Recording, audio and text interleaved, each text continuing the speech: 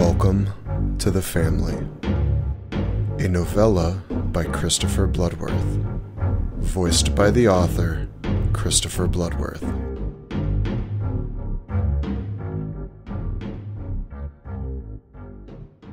Chapter 9. Why did you lie to him? Susan asked. He couldn't see where she was in the dark, but he could hear that she'd moved closer to him. I don't know, Jessie said. He was lying again. He was lying to everyone, even himself. Whatever, Susan said. It sounded like she turned her back to him. You're such a liar, and a coward too. Oh, I'm a liar? What about you? What about me? Jessie put on his best scared little girl impersonation. I saw a man lying on the grass. I went over to him. He grabbed me. Shut up, you're being mean. I'm being mean? Jessie asked. His voice was too loud.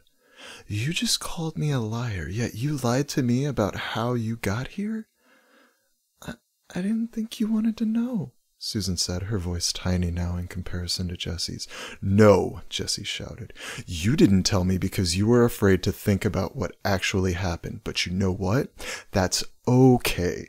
That's fine. It really doesn't even matter because at the end of the day, we're both trapped in this basement with no one to trust but each other, and we can't even do that. She tried to say something back, but her tears overcame her voice. He felt Susan fling herself down on the bed. Fine, he thought. Let her rage away. It's not going to help anything. The only thing that might help us is... Jessie's mind flashed on the sharp piece of plate that he hid under the corner of the mattress. He could do it and escape this place. He could do it now and never have to see what it looked like, or what she looked like after. He could do it. He could do it. He could do it. Jessie got off the bed and walked to the corner where the shard of plate was. Jessie? Susan asked. Yes?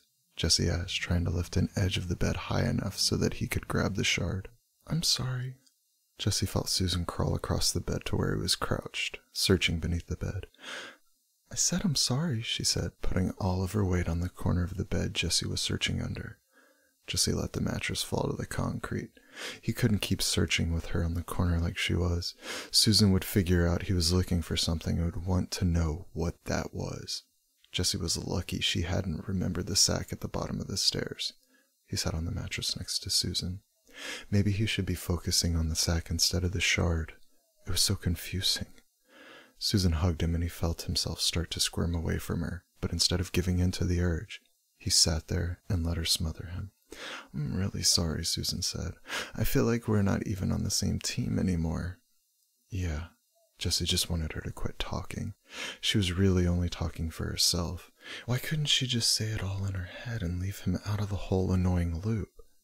You think so too? She asked. She was never going to shut up and go to sleep so he could look into the sack. No, I don't think so. I just think things are stressful down here. Yeah, Susan said. Yeah, stressful. That's a good word for it. Looks like your amnesia is finally wearing off, huh? I guess so. Jessie lay back on the bed and closed his eyes. Come on, lay down, get sleepy. As if on cue, Susan yawned and lay down next to him. I think I'm going to nap a little, she said, yawning again. Might as well capitalize on what they determine is night down here. Jessie smiled in the darkness, happy that Susan couldn't see how big his smile was. That's a good idea. Jessie made a fake yawning noise. I think I'll get some sleep too. It couldn't hurt. Okay, Susan said. Jessie could feel her roll away from him on the bed. Good night. Good night, Jessie said, through another big fake yawn. Then came the waiting. He lay on his back, staring up at the ceiling, or rather where he thought the ceiling was, waiting for Susan's breathing to lengthen to the point of sleep. It wouldn't take long. Jessie could already tell that they were getting longer with every breath. When Jessie thought that she was finally asleep, he sat up on the bed. He sat up slowly, though. He didn't want to wake her up. He almost jumped out of his skin when Susan started mumbling about her mother and sausage. Jessie froze for a second, making sure that Susan wasn't going to stir.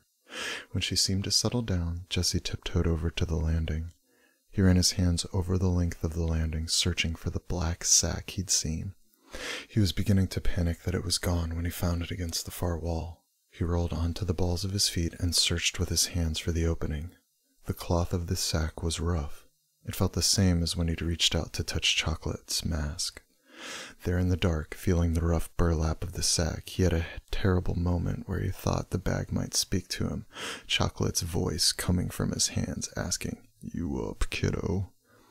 Goosebumps raced along Jesse's skin as he finally found the opening to the bag.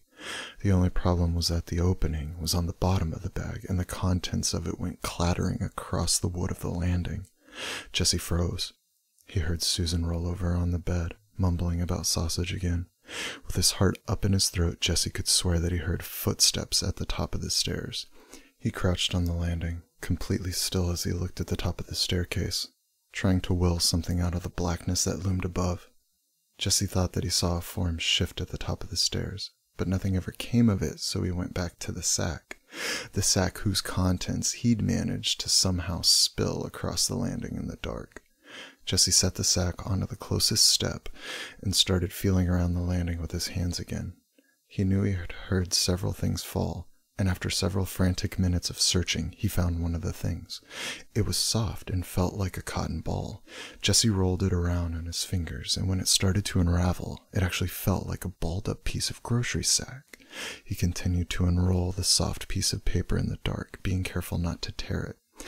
He put the paper in his pocket and kept searching. The balled-up piece of paper wasn't what made the noise. Jesse finally came across something else. It was in a place he'd run his fingers over several times, but his fingers hadn't registered that it was any different than the wooden floor. The object made Jesse's heart start beating faster. It was a key. It was a key! There might be another way out of here. With the landing thoroughly examined, Jesse searched the concrete floor at the foot of the landing and found the other thing that had clattered out of the sack. This one made his heart stop for a second. It was a long, slim knife, a stiletto. Strife. Jesse understood the message, and his heart sank. Killing Susan was the key to his freedom. Jesse took a deep breath and walked over to the bed. He stood over Susan's sleeping body, listening to her breathe in the darkness. Jesse lifted the blade above his head, but hesitated. What was on the slip of paper? What if there was writing, or a map with a trapdoor or a hidden passage? What if killing Susan was the wrong thing to do? Indecision stayed Jesse's blade. He slipped Strife under the far edge of the mattress, and was about to crawl onto the bed to sleep for a little bit when he remembered the sack on the staircase. Jesse walked over to the first step and bent to pick it up. When he stood, he again thought he saw a form at the top of the stairs. It wasn't a figure, though. It was a light coming in from the bottom of the metal door. What did it matter, though? He couldn't get through the big door at the top. It was locked from the other side. Jesse trudged over to the bed and almost smacked himself on the forehead with his palm. The light! How could he be so stupid? Jesse shook his head as he walked back to the staircase. He slipped his hand into his pocket and felt the soft slip of paper there. He was still holding the burlap sack and crammed it into his other pocket. Then he started walking up the stairs, toward the light that would allow him to read the paper.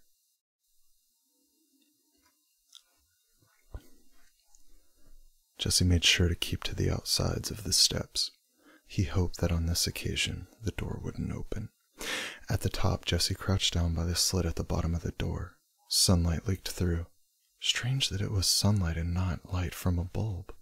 Frowning, he tried to look out the slit, but was only blinded for his efforts. Jesse pulled the slip from his pocket and held it to the light. He read the words that were printed on the brown paper in black crayon. He read the words again, flipping the paper over to see if there were more on the other side. There weren't. Jesse read the words a final time and crumpled the piece of paper up in his fist. He wouldn't need to read them again. He jammed his fist into his pocket as he walked down the stairs, not caring if the scarecrow heard him. At the bottom of the staircase, he looked across the dark room to where he thought Susan was sleeping, the words on the slip of paper repeating in his mind. She's one of us.